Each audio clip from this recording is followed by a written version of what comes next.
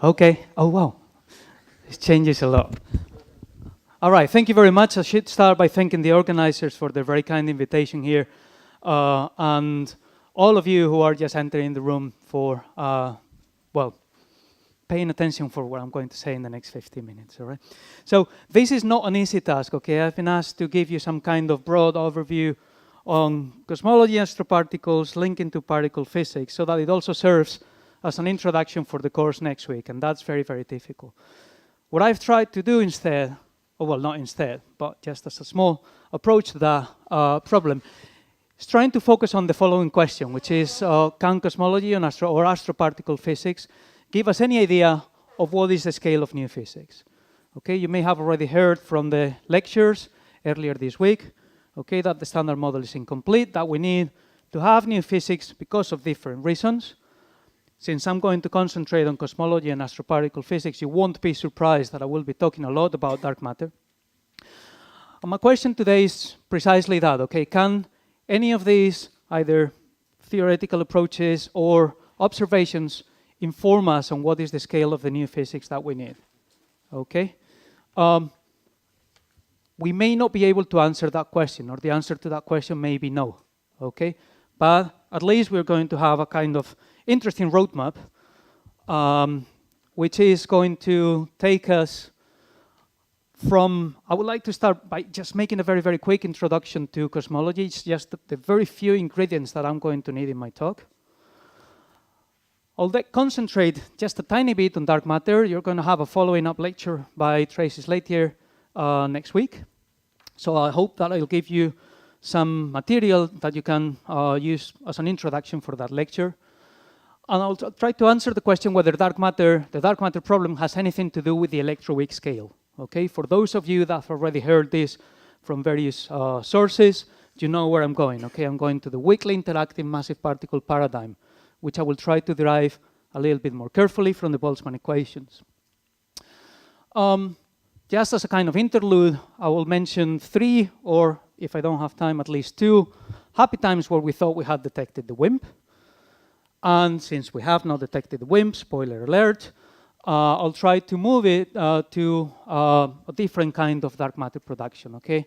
And I will use the same Boltzmann equation to motivate just another way in which you can produce dark matter. Mind you, this is not a talk exclusively on dark matter, but I would like to use this as an excuse to introduce just the use of Boltzmann equations so that you're also familiar with how particle physics ends up informing what are the components of the universe. Okay, that's the main goal. All right. Then probably tomorrow, this will take us gradually to other potential particles, and I will talk about other types of production of exotic particles in the early universe. And this will take us to action-like particles and actions.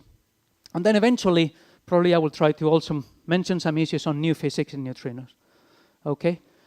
This is very, very broad, and my goal is trying to go through this list, and your goal is trying to prevent me from making it to the bottom of that list. Okay, so if you have questions or anything that's unclear or any comment that you want to make, please stop me at any point and we can continue from there, all right? Very good. So, just to set up the scene, okay, and again, you'll have a dedicated talk next week by Tracy Slatier. Dark matter is a necessary ingredient in our universe, okay? We've seen the gravitational evidence for dark matter at many different scales in the universe, ranging from the scale of galaxies, and probably the best known example is the rotational curves of spiral galaxies, to the scale of clusters of galaxies, in which historically, probably the most important observation was that of the Coma cluster by Fritz Zwicky in the 30s, which we have refined considerably by weak lensing approaches in the last few years. All the way to cosmological scales. You've also had lectures on the structure of the CMB and how we can extract the fundamental parameters of our universe by analyzing the anisotropies in the cosmic microwave background. Okay, you've seen there, I hope, that the composition of the universe is mostly unknown. Okay, the particles that we know, that we can describe with the standard model, these are the constituents of matter and also the mediators of forces. only constitute about 5% of our universe, okay? What we call ordinary matter in a sense, okay?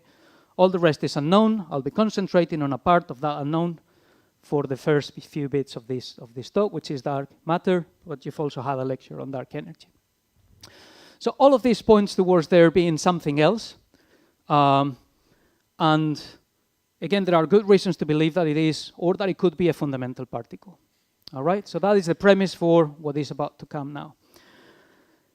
Now, what I wanted to do is, from cosmological description, how can I justify creating that particle in the early universe? How does it exist until today?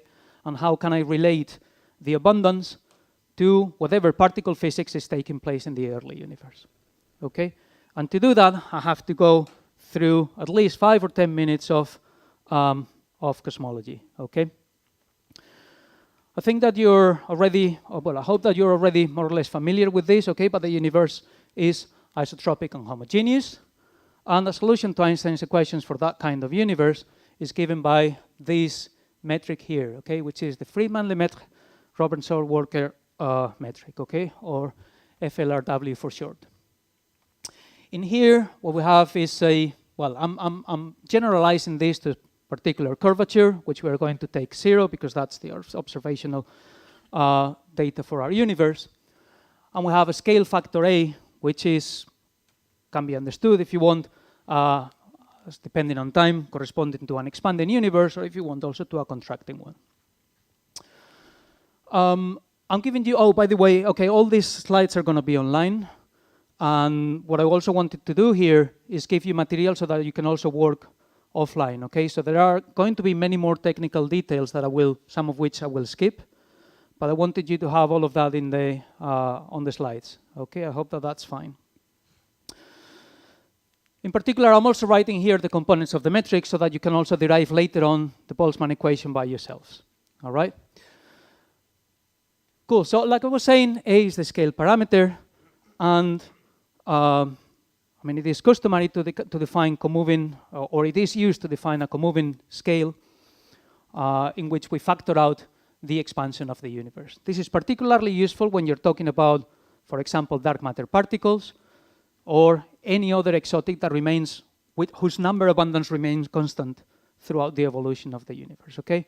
I'm going to argue at some point that dark matter decouples from the thermal plasma, that its number abundance doesn't change, and in that case, you can understand that if the number of particles doesn't change, but the universe expands, the density is decreasing as the volume.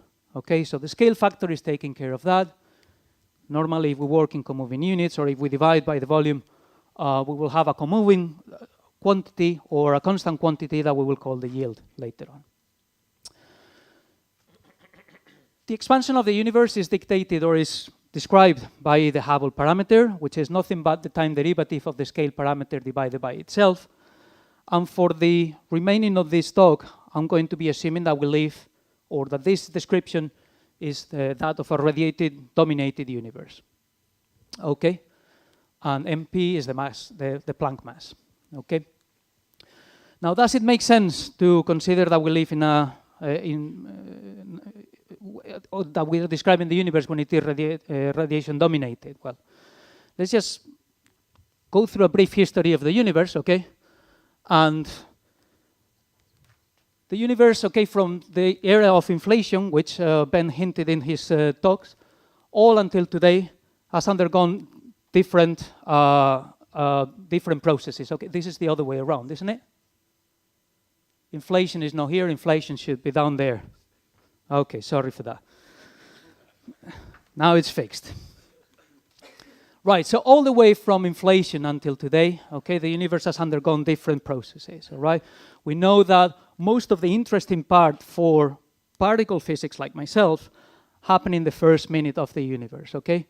This includes, in particular, the synthesis of the simple nuclei, okay, helium, lithium, etc. If we go further up in time, electroweak phase transition, and eventually inflation, okay? All of that happens within the first minute of the universe, okay? Essentially, everything that relates to dark matter formation must happen in that first minute, okay? One of the quantitative predictions of Big Bang of the Big Bang paradigm is Big Bang nucleosynthesis, which agrees very well with observational data on the abundance of light elements. Okay, so there's very little that we can do in our universe after nucleosynthesis has taken place. So most of what I will say today about particles freezing out or freezing in or being produced in the early universe must happen before that minute. That's why I'm concentrating on a radiation-dominated universe. Just for reference, matter-radiation equality happens at about 60,000 years. So this is well within that limit, isn't it? There's another interesting time in our universe, which is when dark energy, the amount of dark or the density of dark energy equal that of matter, okay, which happened at around 9 million years, okay? And this is, if you follow the evolution of the densities for different types of matter or different types of particles in the universe, if you want, or components in our universe, you will see that radiation, the density of radiation decreases as the volume to the fourth, okay? This is not surprising. I mean, this is the same calculation that you would do. This applies to relativistic particles, but mostly to photons, okay? For non-relativistic matter, the density decreases as a to the cube. On dark energy, the density is essentially constant. So there's at some point that dark energy is going to dominate, okay? And that happens essentially yesterday in cosmological times. So we are essentially here today, 13.8 thousand million years from the onset of the universe. And essentially, most of what I will be describing is going to take place in this first fraction of the universe, okay, in the first minute. Right, so I will be talking about how to describe the abundance of particles there, okay? And one of the premises that we are going to be using is that if we go early enough in time, particles are going to be in thermal and kinetic equilibrium with the plasma, okay? I'm going to be talking about particles which somehow talk to the rest of the standard model ones, okay? In that case, the way to describe in which state those particles are, if we want to describe their momentum, their energy, whichever other quantum number, whichever other property, sorry, we will do it in terms of the phase-space distribution function, okay? Which you know is different for, depending on the statistics of the particle, if it is a fermion or a boson, okay, we'll have a different sign here in the denominator. This we can express in terms of the momentum or the energy, but essentially it's this quantity here where mu is the chemical potential. The chemical potential, you can understand it as a way to describe how expensive it is to add a new particle in the thermal bath, okay? For most of the purposes in the early universe, the occupancy numbers are very small, the temperature is high, and essentially the occupation numbers of particles are very small again. So it is not costly to add new particles, and the chemical potential can be neglected for most of what I will say at the moment, okay? If you're working on other environments in which particles might be in equilibrium, for example, the solar interior or the interior of a supernova, the thing might change, okay? You might still use this kind of equations, but there, for example, where you have a Fermi degenerate gas or things like that, then the chemical potential will be important, okay? Also, if you're describing processes, such as baryogenesis, that might also be important. Now, we're going to be using this to describe the different properties of our species, okay? So, for example, if we want to describe their number density, it would be just integrating the phase-space distribution function in momenta or in energy. Likewise, if we want to calculate their density, okay, would be just the energy density, would just be integrating the energy over the phase-space distribution function and so on, okay? It is interesting here, or it makes things easier to separate two types of particles, okay? Those that are relativistic at a given temperature, and that happens when the temperature is much, much smaller than the corresponding mass of the particle, and in particular this applies for most of the universe to neutrinos and photons, for example, and non-relativistic particles in which this relation is not fulfilled. So I've given you here some simple quantities that you can derive by doing these integrals. These are not difficult, but essentially you see, for example, that the number density of relativistic species scales as the temperature to the cube. And again, these should remind you of the number density of photons, for example, okay, inside the box. And the energy density scales as the temperature to the fourth, okay? This is also what I mentioned earlier, that the energy density is going to decrease as t to the minus 4. There is a slight difference between bosons and fermions, but that's just simply because their statistics implies a different prefactor in these integrals, okay, and that you can work out. In practice, we tend to hide that in a kind of effective number of degrees of freedom, and it just amounts to a different prefactor here on the number densities. So this is for relativistic particles. Non-relativistic particles are slightly more interesting, because when you do that integral, you find that their density, their number density, as well as their energy density, is going to be suppressed by an exponential factor, which is what I will call, or I will refer to as an Boltzmann suppression for the rest of this talk. Okay, so if we are describing non-relativistic species at a temperature which is well below their corresponding mass, what we expect is that there is no energy, or typically there will be no energy enough in the plasma to create many of those. Okay, and the number abundance of these particles is going to be small. Okay, that's the way to understand that a little bit more qualitatively. Like I said before, I mean, it is also customary to take into account or to factor out the expansion of the universe. Okay, the number density is not useful if the universe is continuously expanding, because the number density is going to be continuously decreasing, okay, and maybe I want to just factor that out. There is a very convenient way of doing that, which is in terms of the entropy density. Since the total entropy of the universe is conserved, the entropy density should decrease as the volume, okay, or as the length scale to the cube. So it is customary to define a quantity, which is the yield, which would correspond to, for example, in this case, the number density divided by the entropy density, or in a sense multiplied by the volume. Okay. The expression for the entropy density is here. It scales also as t to the cube. And what this implies, again, for relativistic species, since the number density was proportional to t to the cube, the yield, once we take into account this volume, remains constant. Okay. This is very, very convenient if you want to describe number abundance of relativistic species. The only thing that you need to know is the relativistic degrees of freedom of that particular species and how many relativistic degrees of freedom there are in the universe at that time. Okay, so this calculation is very easy. This is useful, for example, to calculating how many neutrinos we have around today, just by knowing when they decouple from the early plasma. Okay. Again, as in the previous case, for non-relativistic species, things become a little bit more interesting. Okay. Even if we factor out by this volume, the Boltzmann suppression factor still remains, and the number abundance divided by the volume still is Boltzmann suppressed today. Okay.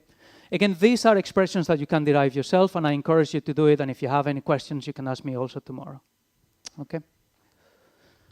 Right. Just as a small interlude, okay, I've also included here for you a small budget, a small calculation of what are the number of degrees of freedom, the relativistic number of degrees of freedom contained in the standard model if you go to high enough temperatures. Okay. This is just a comprehensive list of all the fundamental particles in the standard model, quarks, gluon, leptons, etc. Okay, and here on the right-hand side, you have the corresponding degrees of freedom. So if we go early enough in the universe when all of these particles are relativistic and are in equilibrium, they all count for this computation of relativistic number of degrees of freedom. And as the universe cools down, we are losing some of them because either they decouple or we have processes such as QCD phase transition in which we lose a lot of these relativistic degrees of freedom. Okay. So this is so that you can also do the calculation yourselves, all right? Essentially, in the standard model, we're starting with about 100 degrees of freedom, and at the point of, let's say, E plus, E minus annihilation, we only have about, which takes place around here, we only have about 10, okay? So in all the equations that I'm going to show afterwards, when you see G star or the relativistic number of degrees of freedom, it really depends on where you are in the universe. Someone might notice also here that I'm also including standard model particles, okay? If you're a fan of supersymmetry and you go to high enough temperatures, you end up having about twice as many degrees of freedom, okay? So here, for example, I'm ignoring any degrees of freedom that happen through any new theory, but you will have to take those into account. Right, so like I said, okay, I'm going to use this together with the expression of the number density or the yield at equilibrium to try to infer how many exotics we may have today of different kinds, okay? A very easy case, as I said before, is the case of neutrinos. Neutrinos still decouple when they are relativistic, and therefore their number density is just given by this quantity, is the yield that I wrote before. When you put some numbers, in particular just the internal degrees of freedom of neutrinos, you get that the yield is just related to the effective degrees of freedom divided by the number of relativistic species. The only information that you're missing here is when neutrinos decouple, okay? That the particle is coupled or decoupled to the thermal plasma is just calculated, it just depends on the type of interactions that it has with the rest of it, okay? In particular, in the case of neutrinos, with electrons and photons. We are talking about charge and neutral currents, and when you do the calculation, it's quite easy to convince yourself that neutrinos decouple at around a scale of the mega electron volt, okay? Electron neutrinos stay for a bit longer, just because for electron neutrinos you have neutral and charged currents coupling them to the rest of the electrons, whereas for muon neutrinos we only have, muon and tau neutrinos, we only have neutral currents. Okay, so the decoupling of muon neutrinos takes place at around 2 or 3 MeV, whereas electron neutrinos stay for a bit longer, the universe is a bit colder, and they decouple at about 1 MeV. So with this in mind, at 1 MeV, if we go back to my picture before, we will see that we have about, we're talking about this point, okay, the internal number of degrees of freedom is 10.75. This is just the calculation that you need to do here, okay, these are the only particles that are left in the plasma, okay, E plus, E minus, neutrinos, and photons. And when you do your numbers here, you can calculate the yield with which neutrinos decoupled. Since neutrinos are absolutely stable, that yield is exactly the same as today. And that yield determines what is the relic abundance of these particles of neutrinos. Okay? So here the only thing that I'm doing is multiplying, this is the cosmological density parameter, okay, omega, normalized by the, multiplied by the normalized Hubble constant h, okay? H is 0.7, so h squared is 0.5. And this is just the density of neutrinos divided by the critical density to make a universe flat, okay?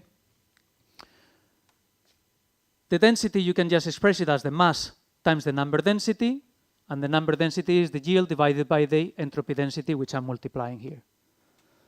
So once you put all your numbers here, what you end up with is that the relic abundance of neutrinos today, it's a very simple calculation, depends on the mass of the neutrinos, which is yet unknown, but we have upper limits for it, divided by about 91 electron volts, okay?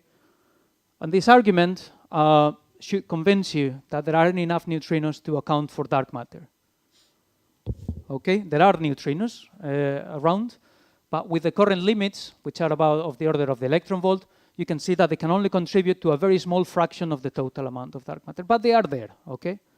So if we talk about dark matter, this is the only dark matter candidate that you know exists, and for which you can calculate the relic density. Unfortunately, it just doesn't make up enough, okay?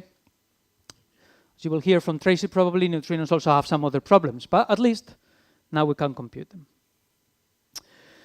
So that is the case for relativistic species. And by the way, this also applies, for example, if you want to calculate a particle that decouples early enough in the plasma. Take into account, for example, an extremely weakly interactive particle that decouples very early in the universe, just because its interactions are very, very small.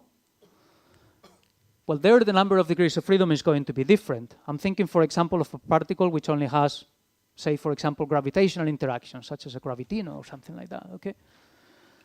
The problem with this is that it is very easy to overclose the universe, as you see, okay? It is very easy to get an omega h squared which is larger than 1.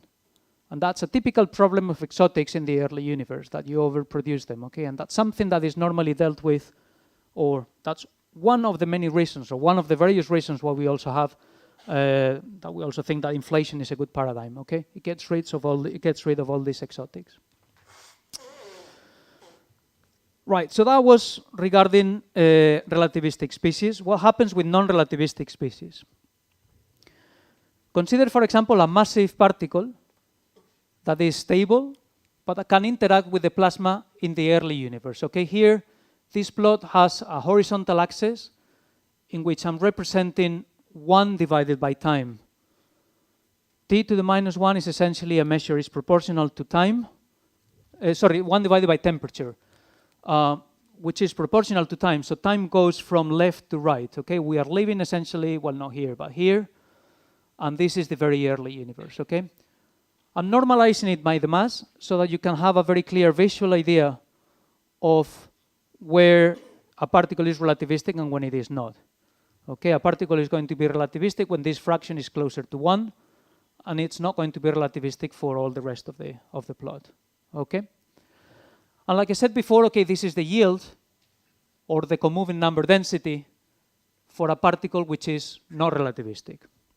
And in particular, I'm going to pay attention to this Boltzmann suppression factor there.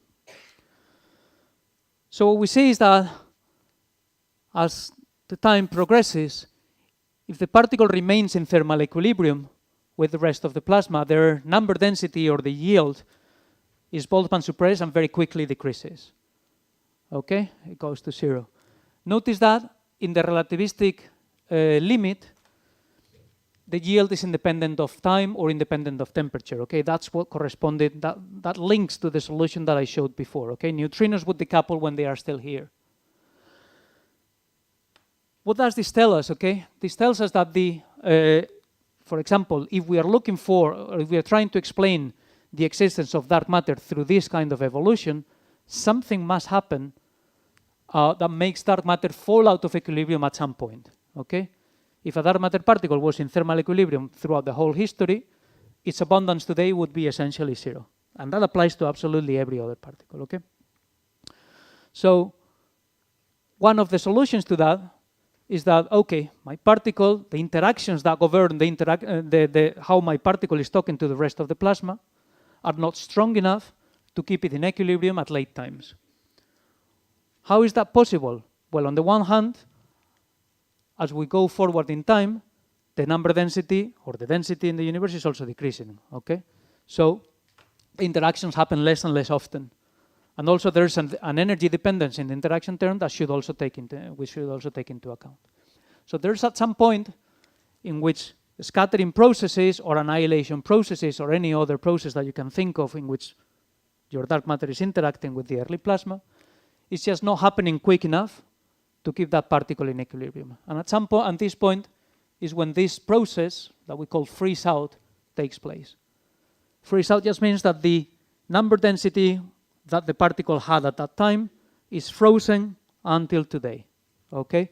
So whatever abundance we observe today has memory of what type of interactions we had in the early universe.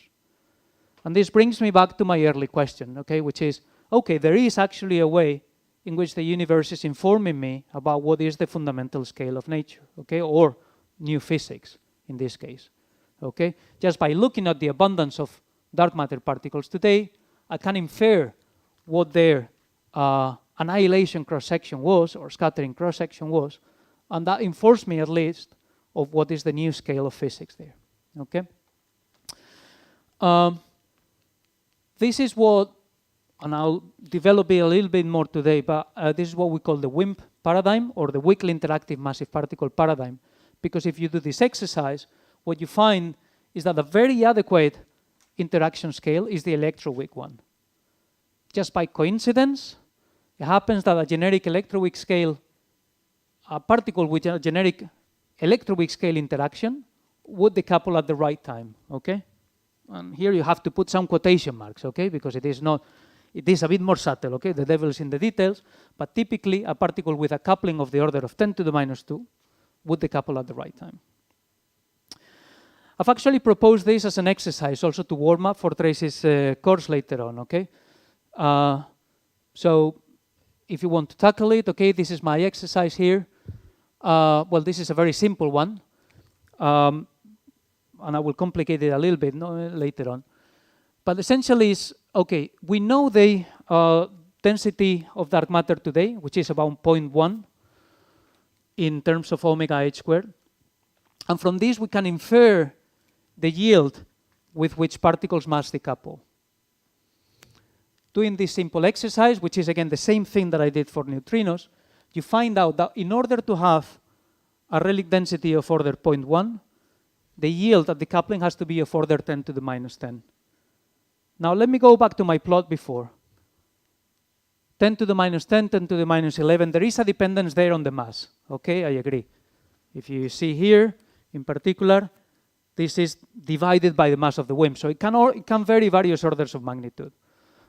But notice that if I vary various orders of magnitude here, it doesn't really matter. This means that the particle must decouple at a time in the early universe where the temperature was about a factor 20 smaller than its mass.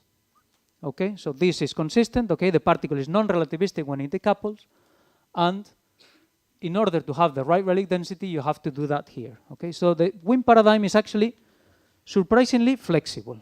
That's something I should say. Okay. For those of you that are interested in calculating this theoretically or calculating a bit more carefully, I'm going to give you some hints about how to do it now, okay? I don't want to go through all the gory details, but I think it's interesting that you can do it in your own time if you want. Up to now, I've been very qualitative in describing the evolution of a particle, and in particular, notice that I've only talked about equilibrium.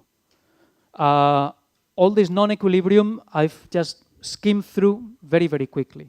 But there's a way to do that formally, okay? Which is, in principle, if we are describing the properties of a particle through the phase space distribution function, then the time evolution of the phase space distribution function should be dictated by Liouville's operator, okay? This is just the comoving derivative of the phase space distribution function.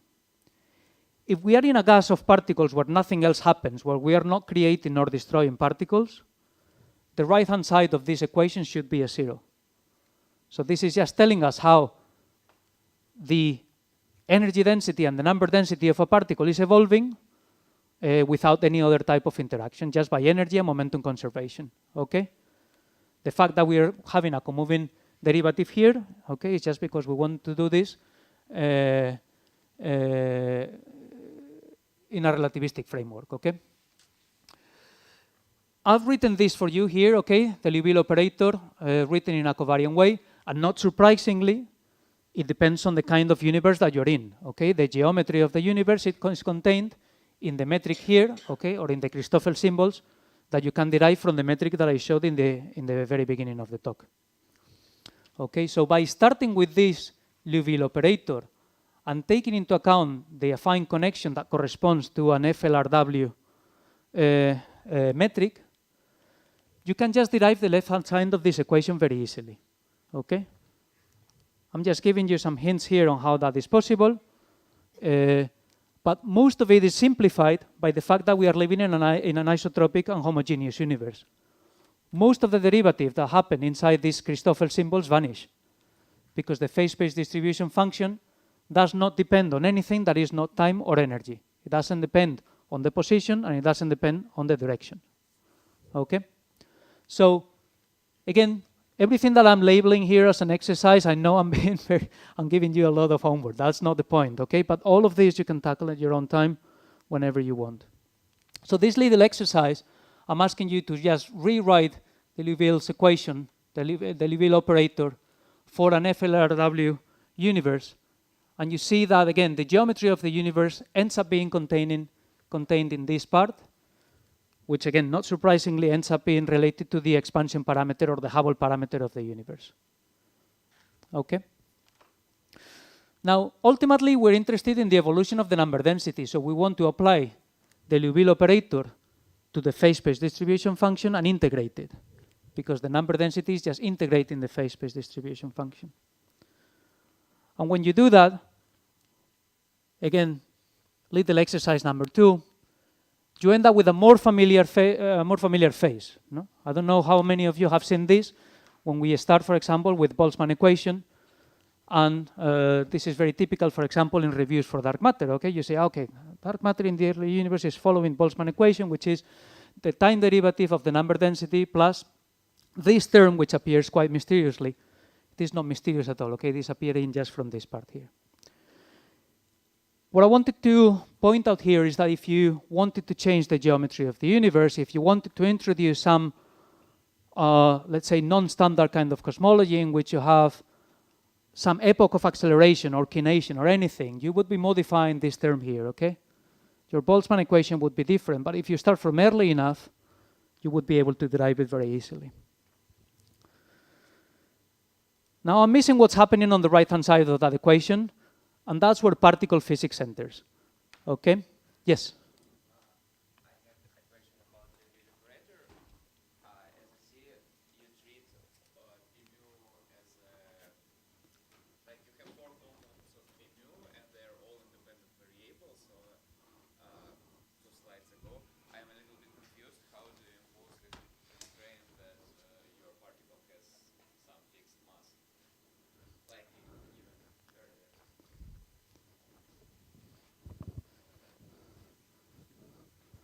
Yeah, like here you just have 4 momentum, which are all independent parameters. Like 4 components of it are 4 variables independent, and I don't quite understand how you impose your requirement that particle mass is fixed. That the particle mass is fixed. Yeah, like if you just write an arbitrary function of 4 components of P, you would get some function in a phase space, but P squared would be different for all particles. You would still have some. You would still have some freedom there. Okay. What I'm going to impose I mean, I don't know if this is going to answer your question, but in principle we have those 3 parameters. But the nature of the particle is going to be contained in the particle physics description there. Mm-hmm. So here, for example, is where I'm going to impose momentum and energy conservation for all the processes that this particle undergoes. I don't know if this is answering your question at all. Mm-hmm. So it's like this information is contained not in the Liouville operator, but in the collisional term and in the initial conditions for the distribution function. That's what I'm going to, yeah. Okay, thank you. So actually, thank you for that question, because that brings me here, okay? That's up to now I haven't been talking about what kind of particle I'm talking about, okay?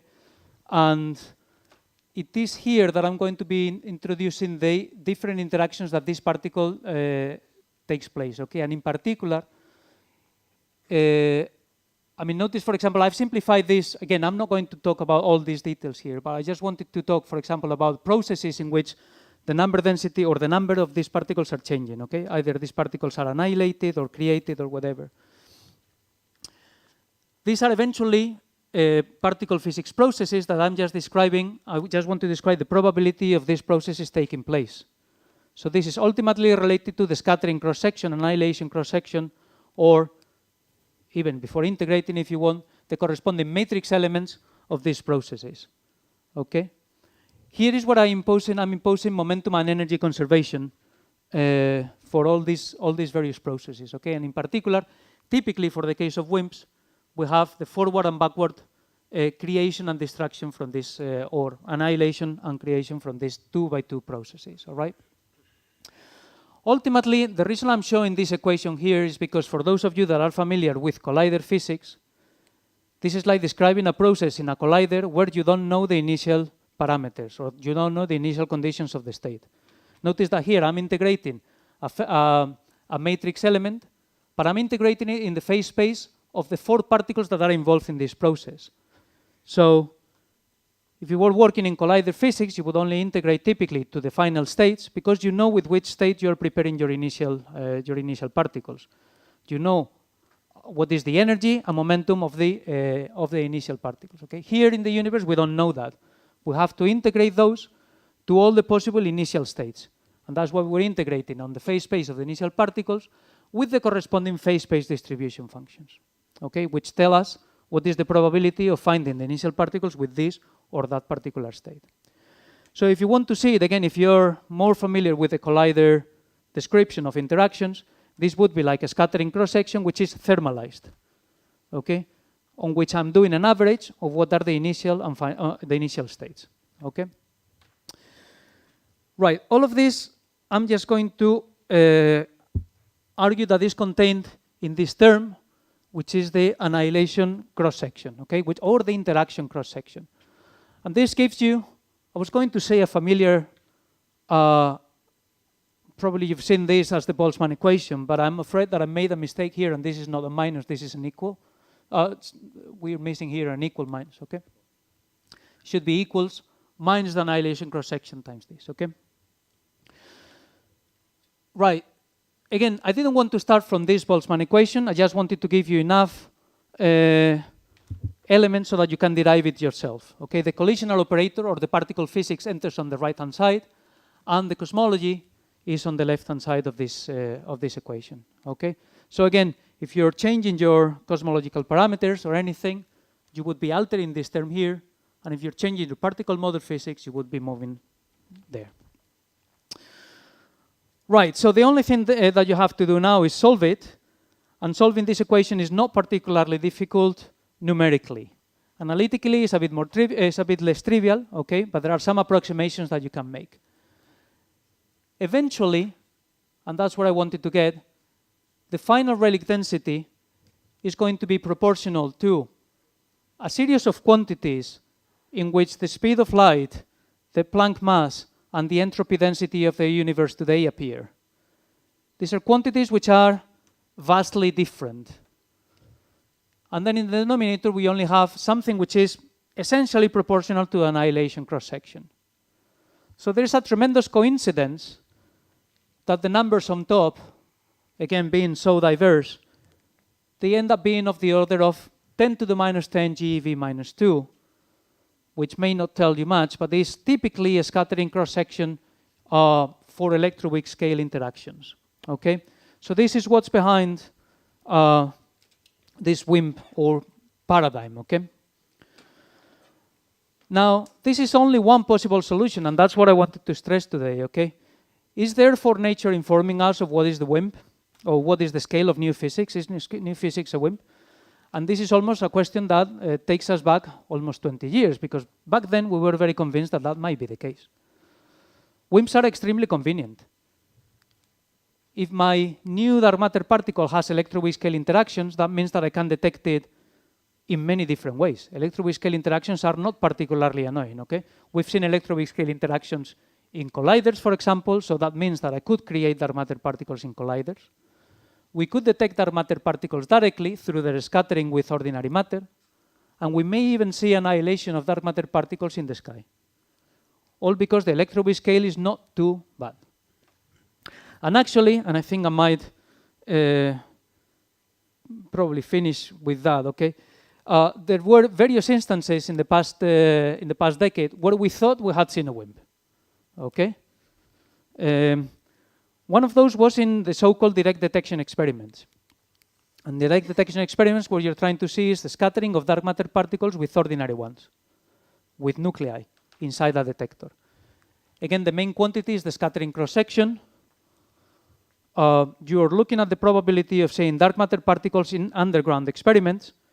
So you're integrating to all the possible velocities of these dark matter particles around you, and then eventually you're integrating in all the possible energies that your experiment can observe. But again, the main quantity here, don't get fooled by all these integrals here, is the scattering cross-section of your dark matter particle with nuclei in a detector.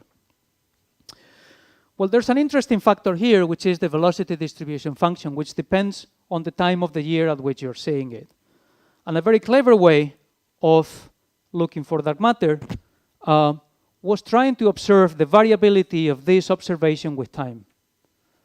Since dark matter is not stationary in the galactic halo, it is moving with a preferred speed. What happens is that this velocity distribution function has memory of what time of the year we are at. This means that, again, this integral is very complicated, but once we Taylor expand, which is our favorite tool, we end up with something that is constant times something that oscillates yearly. There we have it, okay? That's a very good way of removing background, or so we thought. And that's a signal that direct detection experiments have been looking for many years. And in particular, there was one that was the DAMA collaboration that claimed to have observed it over, I stopped counting, okay? I think it is 19 years now, something like that. This is the DAMA Libra experiment, okay, which is underground Gran Sasso, still taking data. And this is the time in years. Again, I didn't update this at some point, okay? And as you can see, the data points, which are here, and the reconstruction, which is the solid line, are quite consistent with an annual modulation, okay? So this made us think that there was dark matter, and dark matter was a kind of WIMP, okay?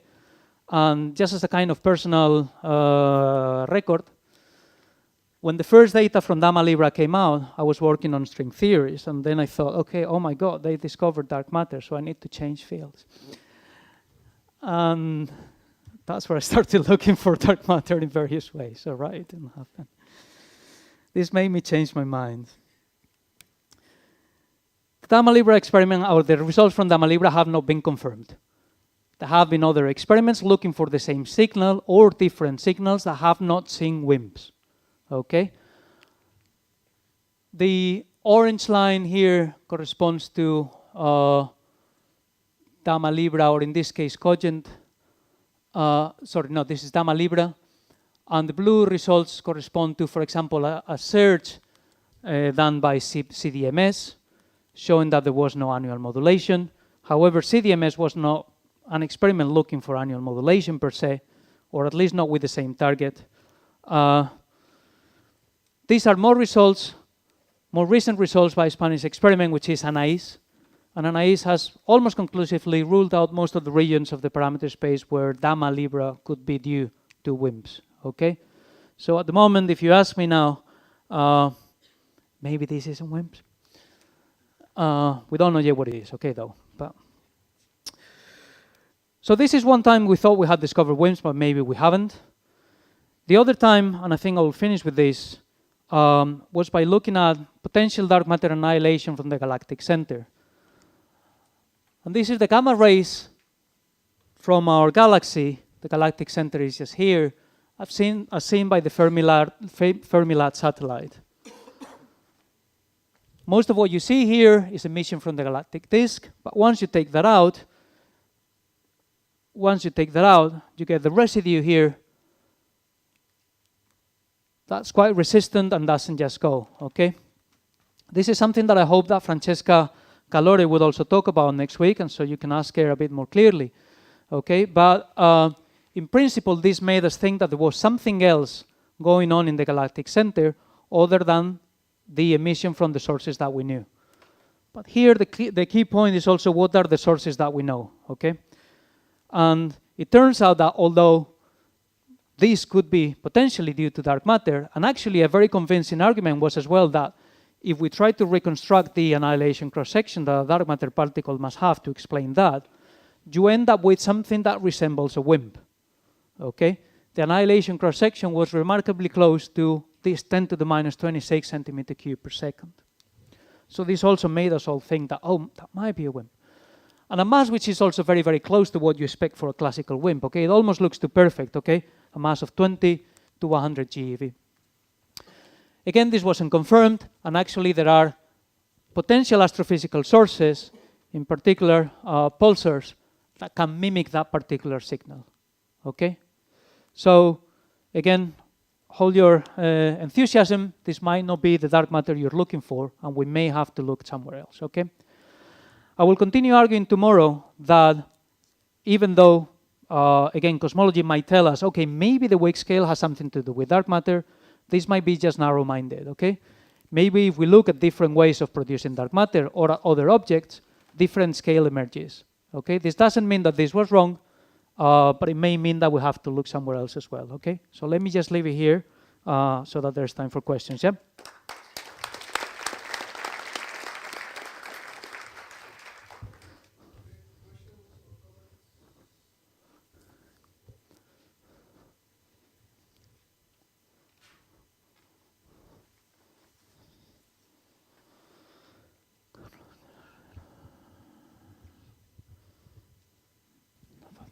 Hello, thank you for the talk. Thank you.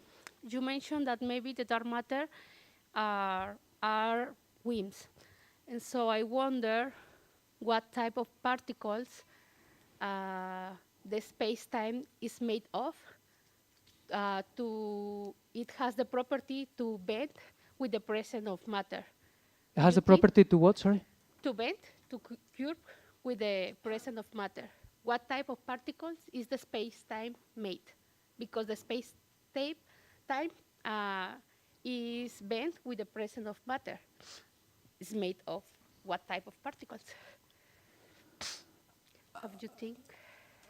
I think we're talking about, I mean, when I'm talking about the geometry of the space-time, okay, that's not, that wouldn't be made of particles, okay, that's just the geometry of space-time itself. You've got the curvature there because you have on Einstein equations, for example, no, you have that there's a relation between the metric, okay, and whatever energy density that you put on the right-hand side. That's the relation that I would make with it. Yeah. So I would claim that the relation comes through Einstein's equations, through the right-hand side term in Einstein's equations. That's the clearest answer that I can have, okay, is that there is a crosstalk between the geometry of the universe and whatever matter you put in it. Yeah, but if the space-time is bent with the presence of matter, what type of particles is made of this space-time? It's not made of particles also? I would say, yeah, I would say that whatever particles are in that equation go on the right-hand side to me. So that's that whatever you're putting there is dictating what kind of geometry you also end up with. Okay, and another question is, for your point of view, do you think that the same mechanism that act in deflation now is acting that we say dark energy, because the space-time in the early epoch also experiment an acceleration, and now also is in a phase of acceleration, and we call it dark energy. And so I wonder if these mechanisms are very, very different. Do you think that the same mechanisms? I think it's so. I mean, all that I can say about dark energy for me, it's okay. I don't think we have a clear answer to what dark energy is at the moment. Okay, but I don't think I don't think the relation is so easy to that. Okay, it's to me the clearest answer, for example, to dark energy is still remains being a cosmological constant. Okay, and that is not sufficient. For example, that's not the way that we also explain in inflation.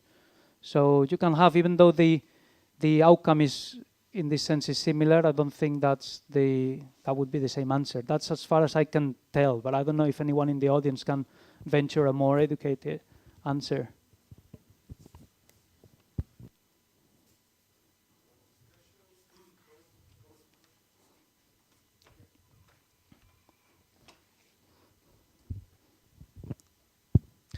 Thank you for your talk. I have this question. So WIMPs work because of some good combination of the electroweak coupling and electroweak scale. So at 100 GeV and G weak, you get the observed abundance of dark matter. If we take arbitrary coupling, how much orders of magnitude in mass can we cover? Like, from one hand, we have a unitary bound that we cannot make couplings very large, and for low couplings, as I remember, we go into the scenario where our particles are non-thermally produced. So what is the range of masses that we can cover in this model? That's a very good question. Yeah, thank you. So as you mentioned, for example, the unitarity bound, which I think probably lies at about, or makes WIMP work more or less at about a mass of 100 TeV or so. I think that's more or less the limit at which it is. And then we don't want to produce particles which have been in thermal equilibrium, or are, sorry, let me put it this way, that are relativistic when structures are being formed, okay? I didn't mention it because I hope that also Tracy would cover that. But structure formation, and you also have courses on structure formation here, tells us that whatever dark matter is, it is not relativistic at that time. This means that the mass of the dark matter has to be larger or of the order of keV scale, 3 to 7 keV. Okay, so potentially you could go down all the way there. There is a problem, however, with the WIMP paradigm if you try to make very light dark matter, which is you run out of standard model particles that you can annihilate to. So the WIMP paradigm relies on the fact that you have to annihilate into something. On heavy WIMPs, like 1 GeV type or 100, you've got standard model particles that you can annihilate into. For example, electrons even, all right? If you go below, well, I mean, you probably can still annihilate into electrons. But for masses below 1 GeV, it becomes difficult, okay? The couplings that you need to annihilate into electrons become very large, etc., etc. So it is not easy, okay? As a paradigm, it is flexible, but it is not easy. I'll mention tomorrow other ways in which you can go down in mass, bypassing that constraint on structure formation, and thereby also extending the range of dark matter particles to very, very low masses if you want. Thank you.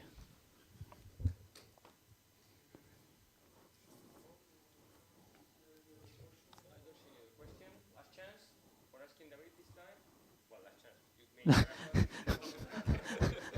You can also ask in the coffee. Thank you.